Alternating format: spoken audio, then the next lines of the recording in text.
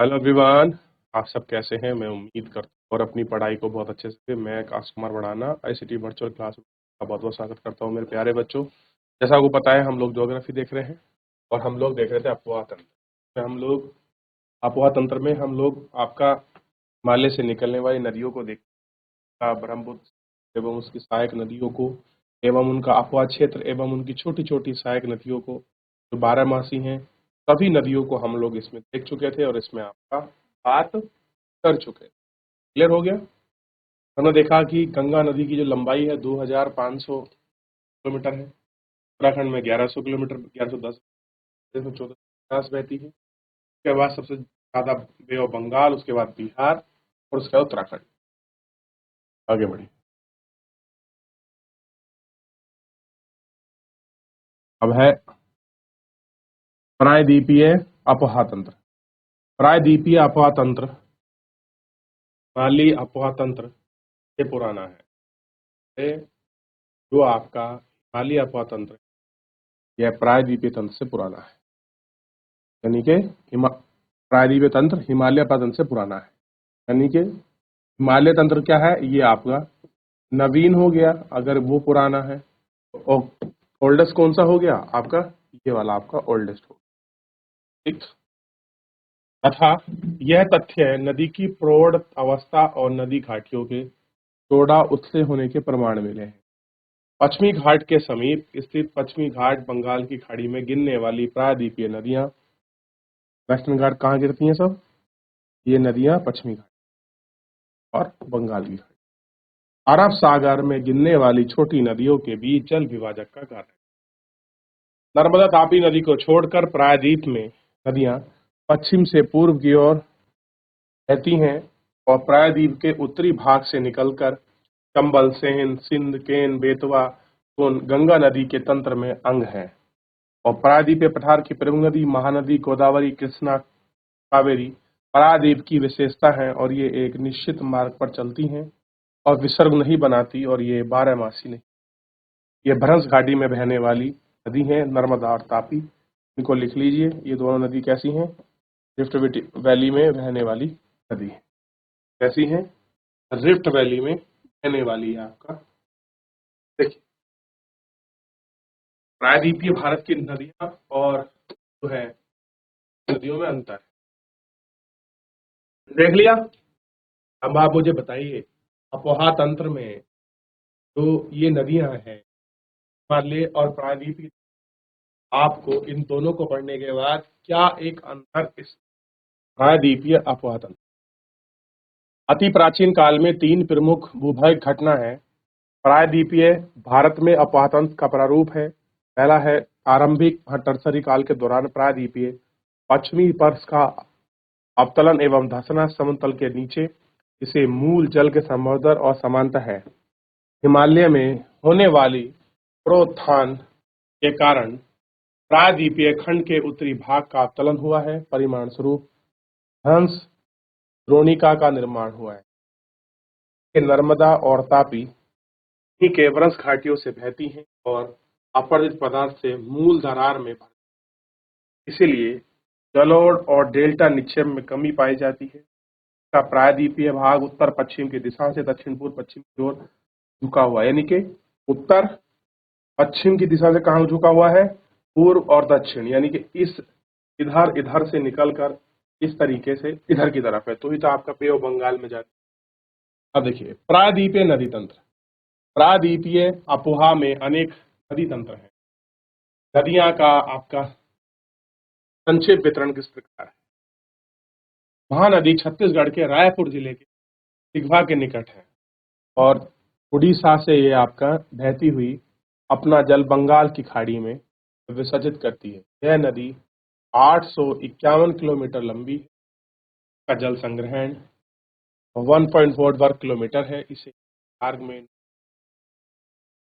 और इसका 53% भाग मध्य प्रदेश व छत्तीसगढ़ में, 47% भाग उड़ीसा राज्य में। ध्यान दीजिए, महानदी कहाँ की नदी है?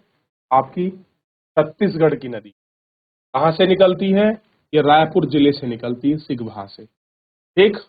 और अपना कहाँ घेरती है, तो बे ऑफ बंगाल में अपना डिपोजिशन बना। 851 किलोमीटर लंबी है, ठीक।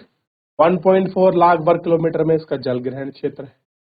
इसमें नौ आपका जो है नाव वगैरह चल सकती है। अपोहा द्रोणी की बात करें तो 53% किस में है, एमपी में है। और बाकी जो बचा हुआ पार्ट है 47% वो किस में है, आपका छत्तीसगढ़ और उड़ीसा में।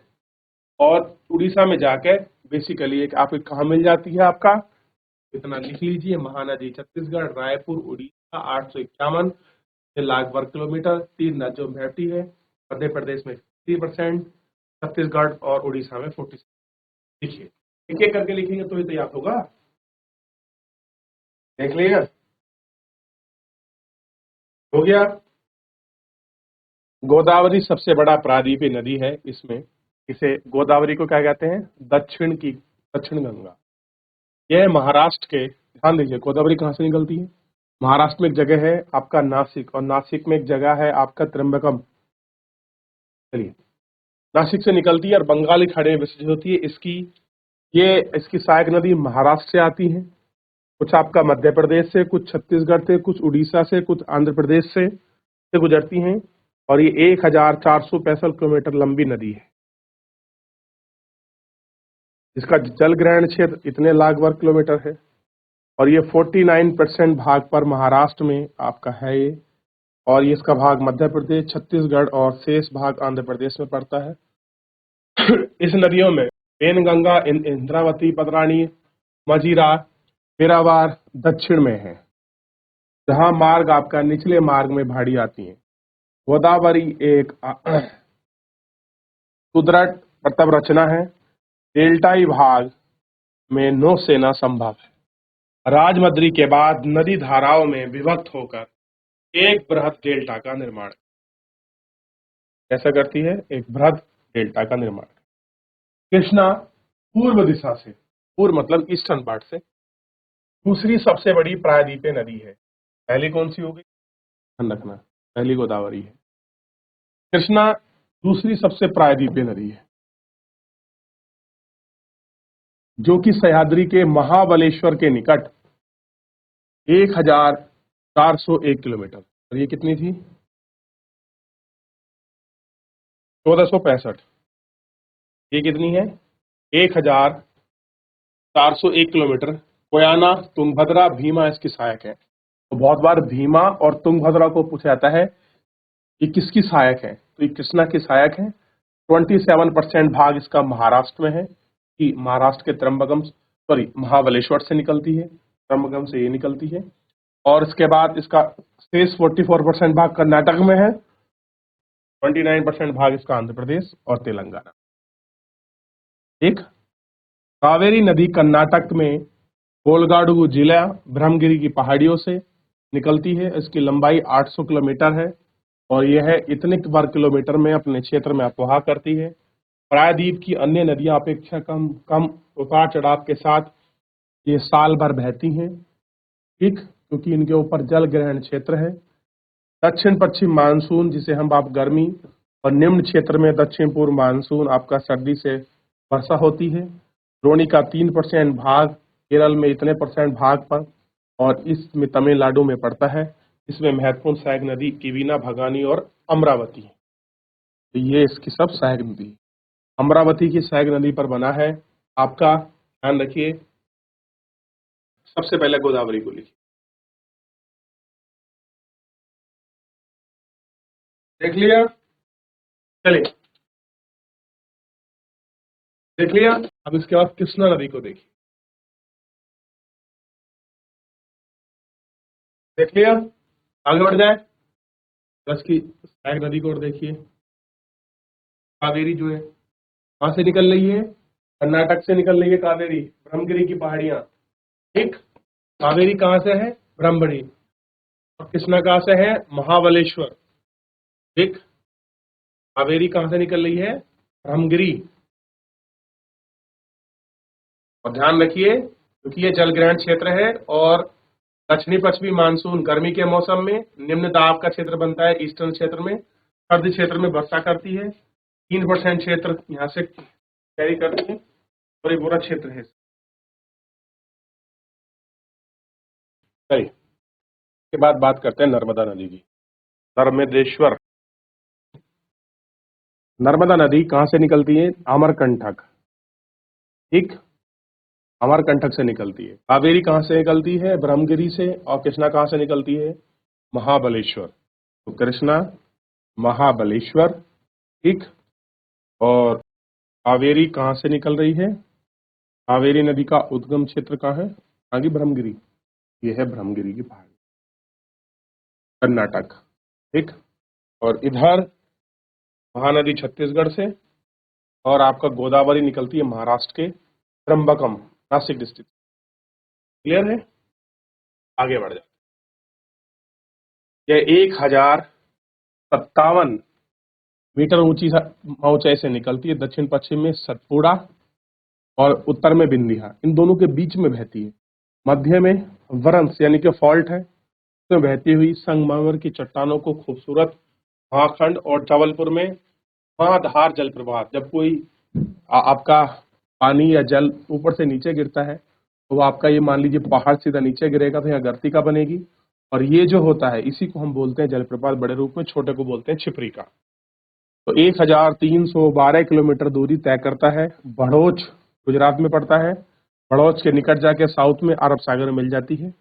27 किलोमीटर लंबा ज्वारमुख नद बनाती है, और सरदार सरोवर बांध इसी नदी पर बनाया गया। देख लीजिए, अमरकंटक से चलती है सरदार सरोवर बांध।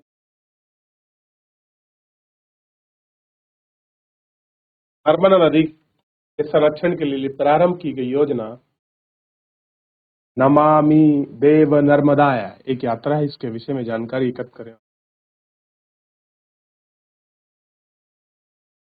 पश्चिमी तापी पश्चिमी दिशा से बहने वाली एक नदी में, तापी क्या है? एक रिवर है, वेस्टर्न साइड से बहती। यह मध्य प्रदेश में बैतूल जिला है। इसके मुलतई से निकलती है। 524 किलोमीटर लंबी नदी है और 65,140 वर्ग किलोमीटर में क्षेत्र में प्रवाहित होती है। 79% भाग महाराष्ट्र में है इसका, 15% भाग इसका मध्य प्रदेश में है, 6% भाग इसका गुजरात में पड़ता है। अरावली के पश्चिम में लूनी राजस्थान का सबसे बड़ा नदी तंत्र। यह पुष्कर के समीप दो धाराओं सरस्वती और सागर रमती के रूप में उत्पन्न होती है। गोविंदगढ़ के निकट आसपास मिलती। यह नदी अरावली की पहाड़ियों से निकलकर लूनी कहलाती है। कलवाड़ा के क्षेत्र में पश्चिमी दिशा में बहती हुई, पश्चिम में दक्षिण पश्चिम दिशा में बहती हुई कच्छ के रन में मिलती है, और यह संपूर्ण नदी तंत्र अवकालिक है। ऐसा है, संपूर्ण नदी तंत्र अवकालिक है।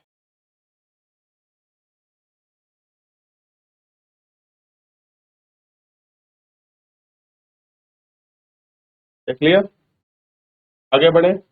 अच्छा, ये अब ये नदियां हैं, अब इनका कुछ जल सीमा है, उपयोग है, थोड़ा सा आप देख लेंगे, चैप्टर समाप्त हो जाएगा। इनके उपयोग की सीमा है। कोई नदी मौसमी है, अलग अलग रूप में बहती है, कोई धरणि रूपाओं से है, कोई अलग है, कहीं पर जल कम है, कहीं प्रदूषण है, कहीं काद है, कुछ रीतुआ नदियां हैं। इनकी सबकी अपनी अपनी एक न एक आपका प्रॉब्लम है। हमको दिखाइए, नदियां प्रदूषित हो रही हैं। क्यों हो रही हैं? शहर के गंदे नाले आ रहे हैं, ये चीजें इनमें मिल रही हैं। तो बहुत सारे चीजें हैं जिनकी वजह से ये सारी नदियां क्या हो रही हैं? पॉल्यूटेड हो रही हैं, ठीक। और ये वो सारी चीजें हैं जो हम,